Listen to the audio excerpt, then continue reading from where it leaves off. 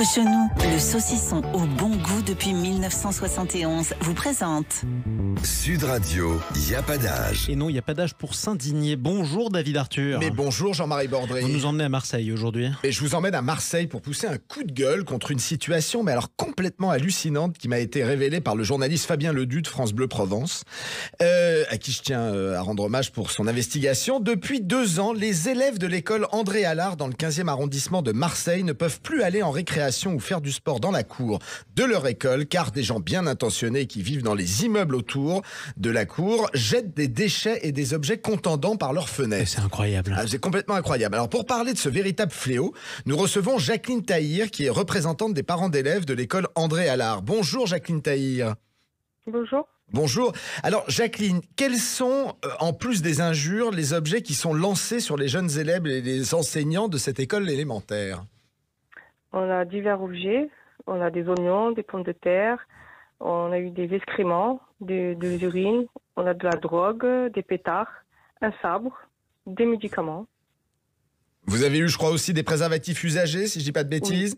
Oui aussi. Alors, en gros, Jacqueline, pourquoi les habitants de ces immeubles jettent-ils des choses dans la cour ? D'après des témoignages, c'est peut-être à cause du bruit des enfants qui crient lors des récréations. Ça les dérangerait. Mais alors, on est d'accord que beaucoup de gens ont emménagé dans ces immeubles après la construction de l'école, et donc l'école était déjà ouverte. Hein ? Oui. Oui. Ah, mais... Est-ce que vous avez peur pour vos enfants face à cette situation ? Oui, bien sûr. Moi, j'ai peur qu'ils se prennent quelque chose sur la tête, ou bien qu'ils puissent avaler fait quelque chose, un médicament, par exemple. J'ai des médicaments qu'ils prennent, ils avalent, ou même de la drogue. C'est très dangereux, tout ça. C'est incroyable. Ils ont juste une question. Ils ont quel âge ? De quel âge à l'école, ces enfants qui sont visés par les voisins De 3 ans à 10 ans. Et alors, est-ce que les enfants ont peur de cette situation ? Quel est leur état ? Oui, il y a des enfants qui ont peur. J'ai eu des témoignages des enfants qui ont peur de se prendre quelque chose sur la tête, qui sont désespérés de ne plus pouvoir jouer dans la cour normalement, faire le sport normalement. Ils sont frustrés. Oui, parce qu'il faut expliquer aussi que donc, quand les enfants sortent à l'extérieur, ils sont sous un préau qui a un toit en dur et où ils ne peuvent pas être atteints par les objets. C'est ça, ils restent sous le préau. Voilà. Alors, vous avez alerté à maintes reprises les pouvoirs publics. Comment, jusqu'à présent, la mairie et la police ont réagi ? Qu'est-ce qu'ils vous disent ? Alors, la police avance bien dans leur enquête. Ils nous ont bien rassurés qu'ils ont interpellé 29 personnes, que des empreintes ont été prises. L'enquête est en cours, ça avance bien de leur côté. Au niveau de la mairie, c'est vraiment décevant de leur part. On nous a promis des choses, ils sont engagés à mettre des filets, à nous aider. Et là, qu'est-ce que je découvre hier ? Qu'ils ont mis une pergola. Oui, c'est-à-dire que, en fait, alors vous aviez demandé qu'il y ait des caméras qui puissent être posées pour qu'on puisse savoir d'où partaient ces objets. Oui. La mairie vous a refusé ça. La mairie a préconisé, au bout de 2 ans, a préconisé la pose d'un filet entier sur toute la cour. C'est-à-dire ce qui est comme dans les cours de prison. Oui, c'est ça. C'est pas du tout anxiogène pour les enfants. Et donc de ce filet, on est passé à une petite pergola finalement depuis hier. Exactement, c'est ça. C'est encore pire que le filet.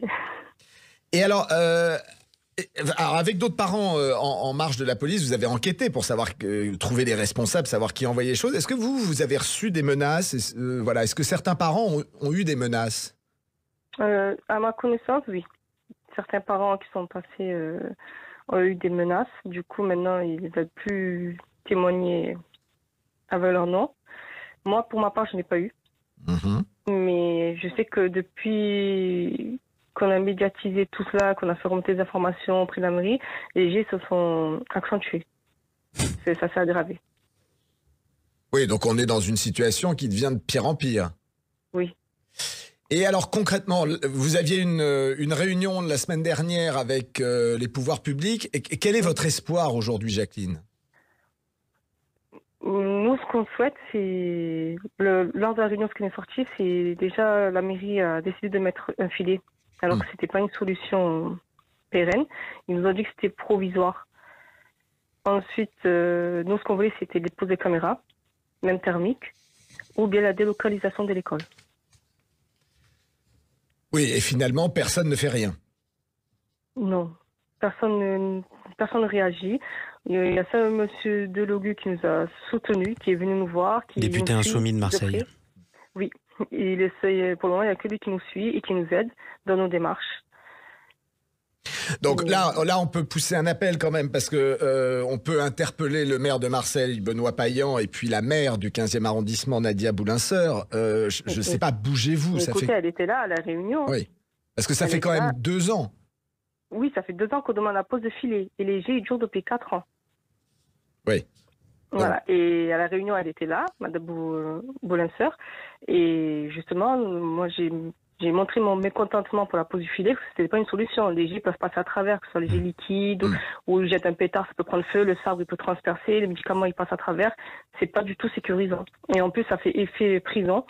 Les enfants, ils sont pas à l'air libre, ils n'ont pas de soleil. Là, avec la pergola, c'est pire. Bon, honnêtement, on est très déçus. Bon, bah écoutez, Jacqueline, on reste en contact. Puis bon courage, voilà, surtout. C'est une affaire qu'on va suivre. On vous félicite quand même énormément pour ce combat que vous menez pour les enfants. Et oui. On aurait bien, les parents des gars, on aurait bien sollicité l'aide de monsieur Huguet, qui est adjoint au maire, qui s'occupe de l'éducation. Et qui jusqu'à maintenant vous a pas reçu? Non.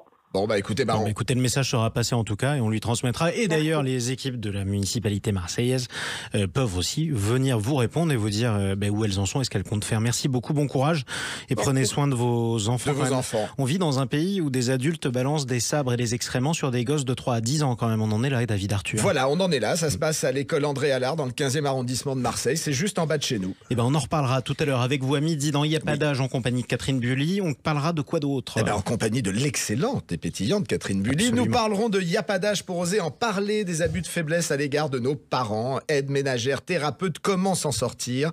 Nous allons aborder aussi, donner un vrai conseil Yapadage pour payer moins cher son électricité. On va vous faire découvrir les énergies 100% renouvelables avec Équateur, le 5e fournisseur d'électricité en France. Vous allez réaliser 14% d'économie sur votre prochaine facture d'électricité. Et Didier Barbelivien sera avec nous. Il viendra fêter son 70e anniversaire. Il a des chansons plein la tête et un roman qui sort. Il n'y a pas d'âge pour fêter ses 70 ans. Ce sera le mot de la fin. Merci beaucoup, David Arthur. À tout à l'heure. Sud Radio, il n'y a pas d'âge. Avec Cochonou, le saucisson au bon goût depuis 1971. Cochonou, un petit bout de chez nous.